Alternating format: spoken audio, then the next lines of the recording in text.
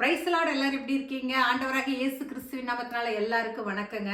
சில நேரம் பல நாட்கள் பல வருஷங்கள் ஒரு காரியத்துக்கு வேண்டி நம்ம ஜபிச்சுக்கிட்டே இருக்கலாம். என்ன ஆண்டவரே, நான் உங்களை நோக்கி நான் கூப்பிடுறேன், எனக்கு நீங்க பதிலே தரமாட்டேங்கிறீங்க, நான் ரொம்ப சிரமப்படுத்தப்படுறேன், ரொம்ப நொறுக்கப்படுறேன், அப்பவும் என்னோட ஜபத்தை நீங்க தள்ளுறீங்களே அப்படின்னு நிறைய பேர் உங்க உள்ளத்துல நீங்க கேட்கலாம். அவர் நம்ம பரமபிதா. நம்ம குழந்தை அழுகும் பொழுது நம்ம என்ன பண்ணுவோம்? நம்ம சேர்த்து அணைச்சு அந்த குழந்தையோட எல்லா பிரச்சனையும் சால்வ் பண்றதுக்காக போராடுவோம். அதே மென்டாலிட்டி தான் நம்ம அப்பா நம்ம மேல வச்சிருக்கிறார்.